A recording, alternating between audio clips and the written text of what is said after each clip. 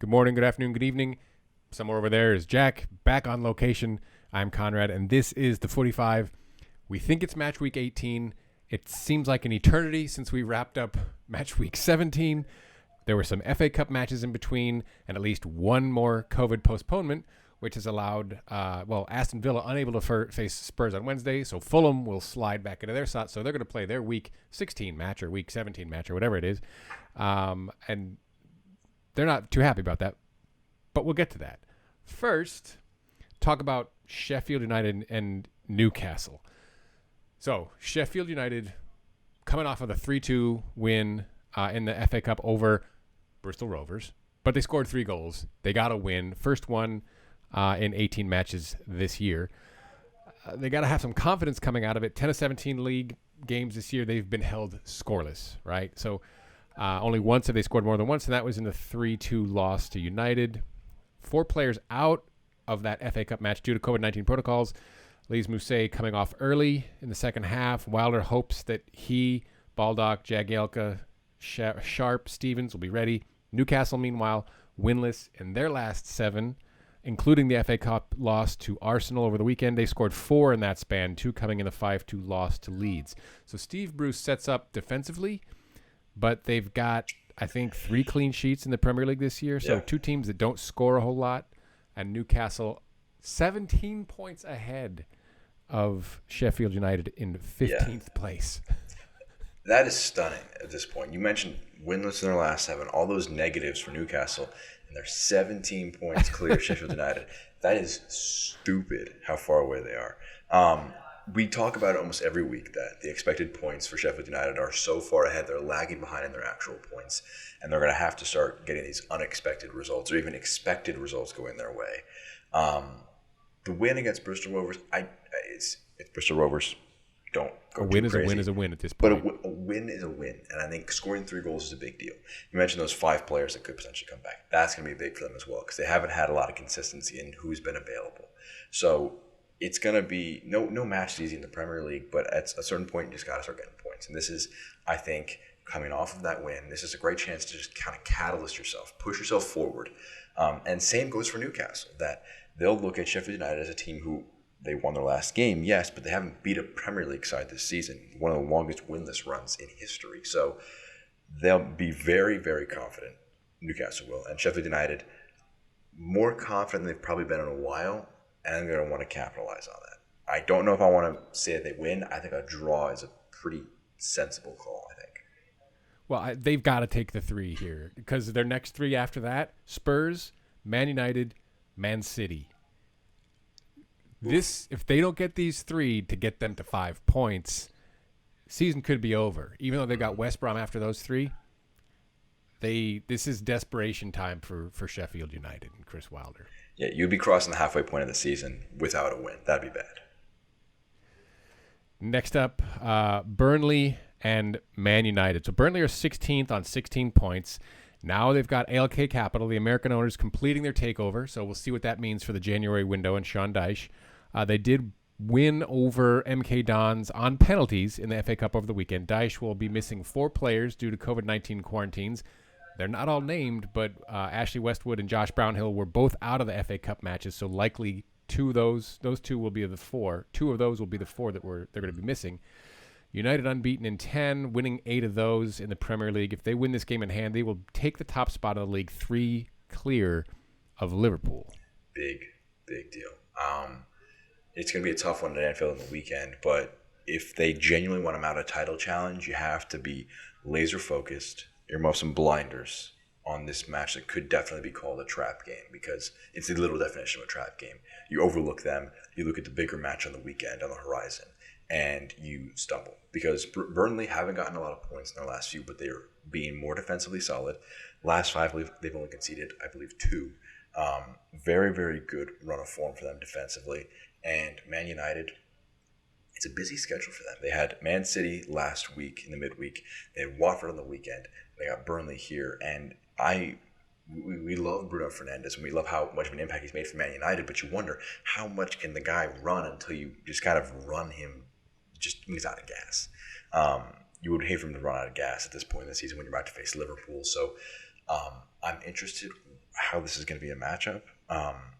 It's a case of if United score a few goals in this, and they do go ahead of Liverpool by 3 points, they will have a lot of confidence when they head to Anfield. And I'm not sure what to expect from Burnley either, because they have those players that are missing, obviously. So I think if United are genuine title contenders, they will win this game. If they are not, they're going to drop points. I think this is a very good test for them, and I think it's as reflective as one match could be. I think United are probably going to have to rotate fairly heavily. I know they said they're going to play Maguire, and he's on 4 yellows, so he picks up a yellow here. He'll miss that match against Liverpool, which would be a very big deal. Given that this Sunday match, and we're talking, this is what, a Tuesday deal? Maybe they can play full. We'll see. But this is Burnley. They need to rack up points, but I don't see it happening here. I think a draw is possible. 1 point would be welcome for them at this point. Wolves, Everton next up. Wolves coming off their FA Cup win over Crystal Palace, where they looked good. They looked strong defensively. Traore getting the one and only goal, his first goal in almost a year. I think it was February of 20, his last goal. So Nuno looks to have Dondenker available for the first time in the Premier League in a while, back in their midfield against Everton, who themselves were extra time winners over Rotherham in their FA Cup match. They will not have Dominic Calvert-Lewin due to a hamstring, but it looks like they're getting a little bit healthier. They should have full complement of players outside of him. And I'm not sure about Digne. Yeah, that's going to be funny that they got pushed by Rotherham that hard. No, Calvert-Lewin's a big deal because he is able to. They've been creating chances at a better clip this year than they have in past years, but he has been burying them at a clip that they haven't had in such a long time. So I don't really know what to expect because Wolves are very solid defensively, and if you get Traore back in form, it's going to kind of lessen the blow that you have without Jimenez, who's been out for a while because of his head injury. I think that it's definitely a case of Everton. It's a tough one on the road, but you look at the table. If you win your game in hand, you go joint third and just a point off of your local rivals.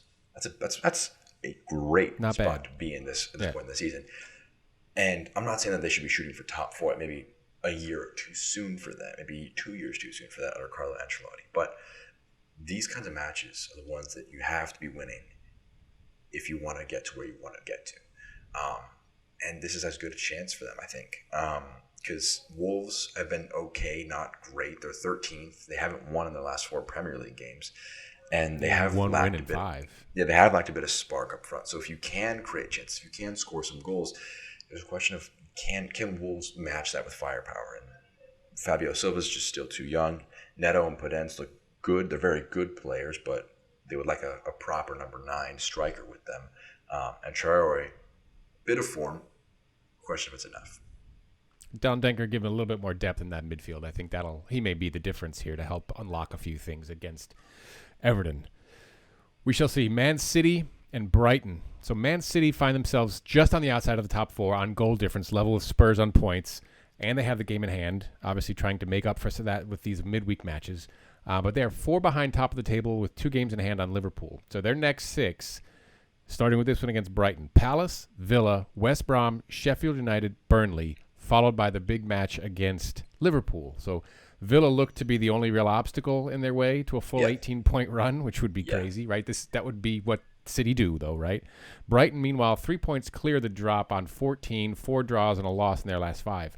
Conley, Lallana, Lamptey, Welbeck. Basuma out on suspension. The other 4 injured. That's a lot of talent to be missing for a club that's pretty thin and a City side that can go 2 or 3 teams deep. Maybe not, but yes. With COVID, they've got less of an ability to go 2 teams deep. Yeah. But I favor them by 3 or 4 goals because they are by far the biggest threat to Liverpool right now for their repeat of a title. Man United, I don't believe, can sustain a title charge, especially not when Man City are hitting form like this, and especially not whenever they will be fully healthy without the COVID issues. And the run you mentioned is going to be huge for them because they'll be starting Champions League games. They got a Carabao Cup final. They're still in the FA Cup. So it's going to be... Those are just league games that I mentioned. Exactly. Those just league games you mentioned. So they have a lot of games. I'm not saying that it's going to be easy because there's no really easy Premier League games. but it's not like you're playing the likes of a Southampton and Everton, a West Ham, a Leeds, a more sticky side to play against. So they should feast on those. I think that they should go for the full 18, and then they'll play Liverpool at Anfield, and that's gonna be a tough one, as it always is. But you give yourself a great chance to be ahead of them on points, because if you win your games in hand, you pass them. So this is a pivotal time in the year for Man City. We've been saying that they're not at their usual standard, but they haven't been at their standard, and they're still in a title race. So that's really all you can ask for. That now you can get back to that level. There's no reason why you can't go get another Premier League title, which would be a third one in 4 years. Next up, Spurs and Fulham. As we mentioned, this is a makeup of their COVID-19 postponement, since Villa, they're dealing with a virus outbreak of their own. They had to field their U23s in the FA Cup match against Liverpool. They did not win that match. Spurs are coming off of the win away to Marine, which was an interesting match to watch. I just turned that on to see what that would look like. Yeah. But Dele Alli came back and looked good. Alfie Devine came in and debuted as the youngest ever Spurs player, scored a goal. Fulham have not played a Premier League match since December 26th, which is Boxing Day. Feels like eons ago. They did beat QPR over the weekend. We will talk about that match next, not for the reasons of the match itself. It was not pretty. Fulham scoring twice in extra time to take the win.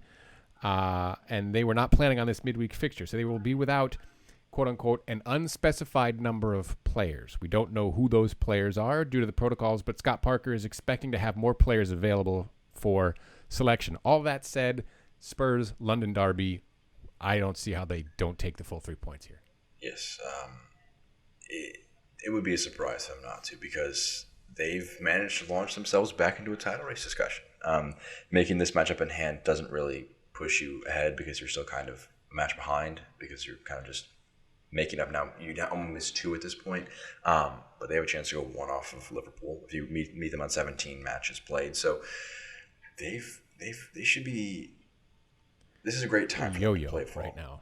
I think, yeah, they would much rather play Fulham than Aston Villa right now. 1 win in the last 4. It was last time, yes, but they desperately need some points in here to keep themselves in a top 4 discussion, if not title discussion. And Villa are a very tough side to play right now, and they'll be very fortunate that they didn't have to play them. Maybe they're a little upset that they didn't get the treatment Liverpool got in the FA Cup, where they got to play their U23 squad, because that would have been a bit of an easier match than having to face like Jack Grealish, McGinn, Martinez, the whole lot. But Fulham are a class below Villa. But I do wonder if Spurs might take their foot off the gas a little bit. If there might be a little too little preparation time for the specific opponent. And it's a low-scoring sport. I wouldn't be surprised if there's an upset. That being said, I wouldn't put my money on it. So I still think Spurs are heavy favorites.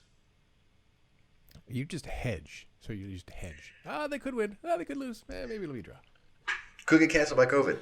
Who knows? But it's also true. But I do think Dele Alli, if he returns to that midfield, it could be a really interesting thing to help unlock some of and make Spurs a little bit more fun to watch. Yes, I would love to see that. I think he's a bit of an X factor for them. He's just not been used. They've been good without him, but add him back to at least some of his old form, and he's just a different element for them to add. Last up for us this round, Arsenal and Palace. Arsenal found some form. They've won their last 3 Premier League matches, Chelsea, Brighton, West Brom, along with the 2-0 FA Cup win over Newcastle. They've moved up to 11th on 23 points. Palace found their full 3 in the last match they played against Sheffield United. They lost to Wolves in the previously mentioned FA Cup tie. Here's where it gets interesting. Here's where we mentioned that QPR match. Ebere Eze followed in his teammate Luka Milivojevic's footsteps in breaking COVID-19 protocols, showing up, asking to sit in QPR's director box for the match against Fulham. QPR said, sure, didn't bother reaching out to Palace, said, yeah, sure, show up, no mask, really not distanced, really not very bright. But between him and Milivojevic apologizing, Milivojevic getting together with Mitrovic on New Year's Eve, Roy Hodgson says, if they do it again, maybe we'll have, they'll be firmly dealt with, those further breaches. No mask, no communication, no punishment. Got it. Granted, they're not super deep. They need points. They're not going to suspend players, I guess. Arsenal will take the points here. They're not going to discipline themselves because at the end of the day, they're a competitive institution. They want to win matches. And Eze, Milivojevic are big reasons why they win matches. So the Premier League would have to step in and say, yes, you need to sit out for a match or two, just because, if not for the optics, because you blatantly broke the rules that we were setting. And dumb. It's so tough in the United Kingdom at this point because it's so different in the United States that there is much different regulations. And you're saying to all these people in the United Kingdom that, oh no, you can't travel. It's a national lockdown. It's a national lockdown. You can't do all these things. You can't eat out. You can't see friends. And it's tough to do that. It's tough to be in a lockdown. And yet you have these footballers who are just like, yeah, I'm going to show up to one of my old club's matches. I have no reason to be there. I just kind of want to be there. And I get wanting to support friends and teammates, but it was just now. It was privileged. It was out of touch. It was idiotic. Same thing to do with the party from Milivojevic and Mitrovic.